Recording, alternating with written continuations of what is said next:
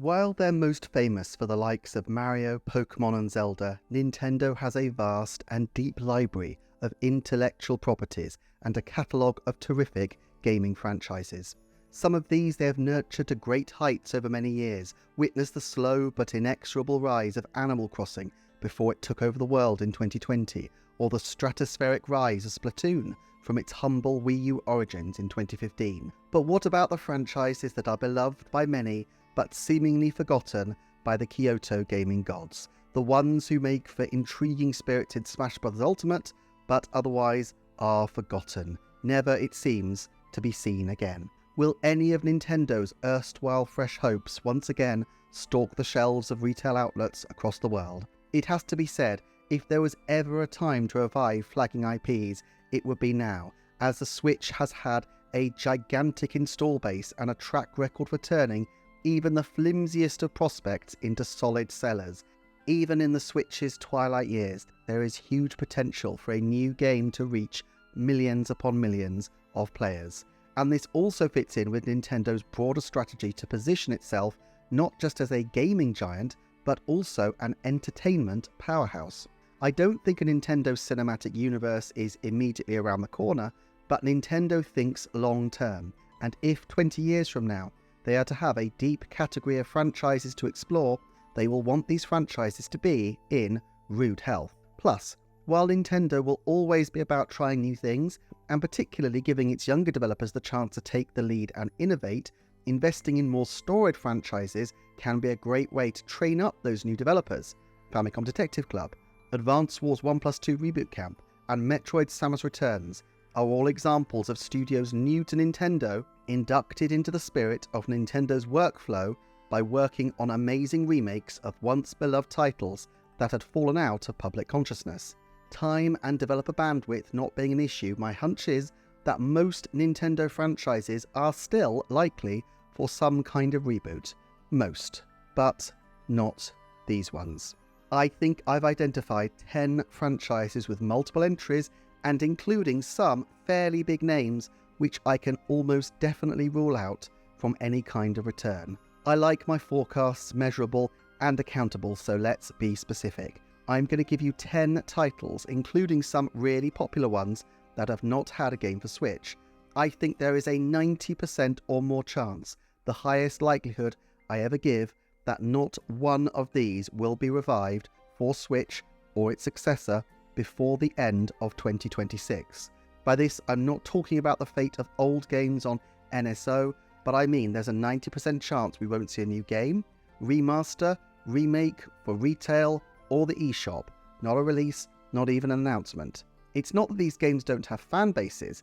I'm sticking to games with multiple entries except where the games have huge name recognition from a single entry. But I'll try to lay out good reasons why these franchises are, at least for the foreseeable future, in the ground. Number 1. Custom Robo. Although this had multiple entries and might seem primed for return, developers Noise only have 25 members of staff as of 2023, and they are already producing other games including mobile games for the Dragon Quest series.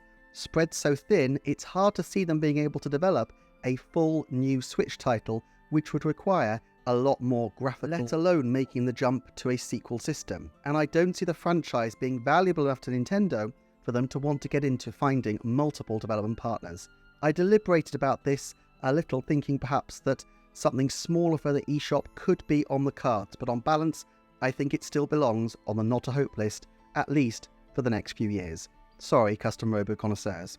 Number 2, let's get a controversial one out of the way early. Mother. Shigesato Itoi has said that he is never coming back to it and has been clear that he sees the future of Mother as being with spiritual successors, of which there are a growing number, rather than with a direct continuation. Now, remakes are always possible, but with the first 2 titles already now available on NSO, and with Mother 3 containing many elements that might alienate Western audiences, and perhaps more significantly, a number of copyright infringements that would make it a legal minefield for Nintendo, the route to profitability is not obvious to me. If Mother were to come back, I'd say it would be a remake of the first title, and I think such a remake could be really beautiful and do well, particularly in the Japanese market. Could the release of Earthbound Beginnings and Earthbound on the NSO just be a warm-up marketing for a new game? I really don't think so. You don't warm up people for a new game by giving them a different version of the same game, and the recent release of Mother 3 on the Japanese version of NSO probably drove a stake through the heart still further of that otherwise tantalising possibility. I'm not saying never, but I'm certainly saying not before the end of 2026. Number 3. Eternal Darkness. A bit of a cheap hap since there was only one game, but it is still fondly remembered and received critical acclaim well out of proportion to its sales. Under normal circumstances, this would encourage Nintendo to try again, but there are good reasons why I don't think this will happen.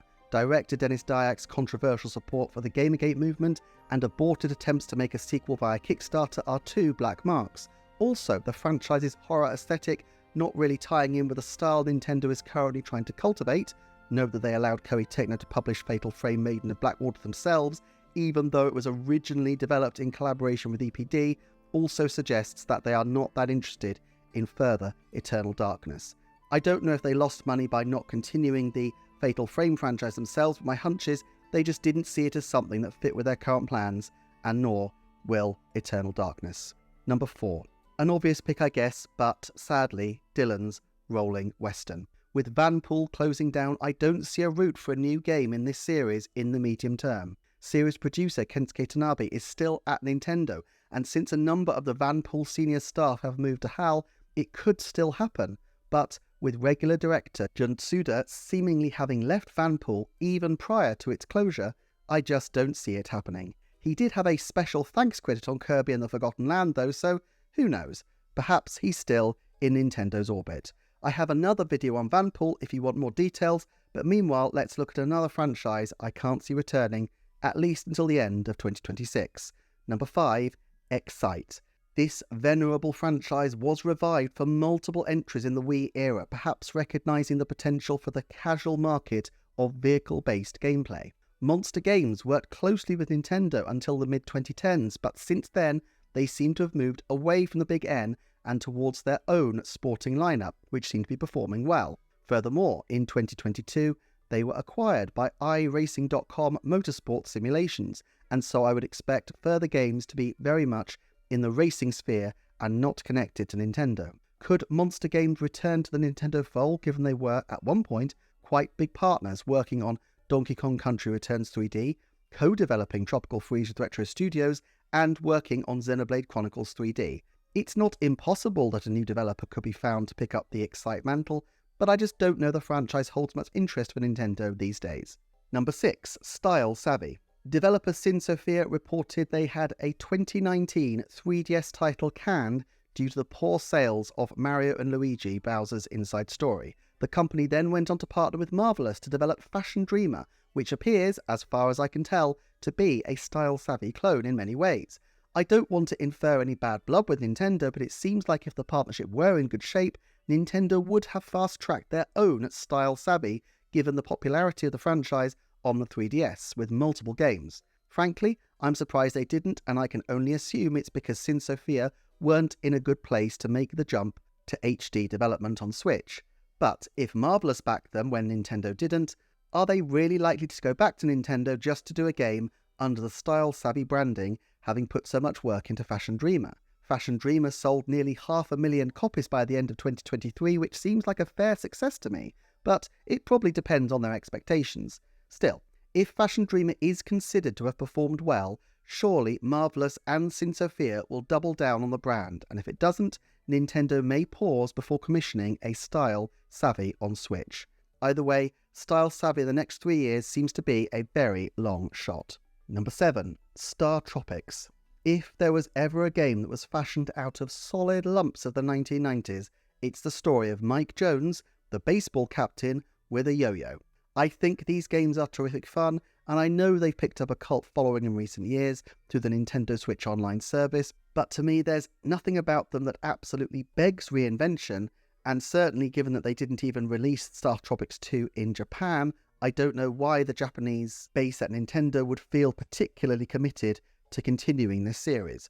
A modern version of this title would likely be expensive to produce, as it's basically a 90s adventure title, and the characters might also benefit from updating, At this point it might feel almost like something completely new anyway, but if Nintendo did return to this field, I can't see a single reason why they wouldn't just divest themselves of the baggage of the past 2 games and try something new.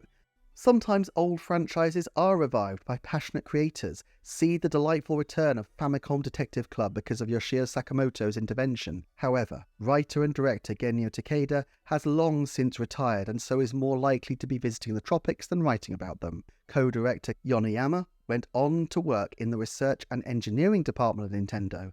Interviewed by Satoru Iwata in 2009 about the DSi XL, it's clear that he was very much a senior figure in the technical side of Nintendo's business, personally going over to China to supervise production.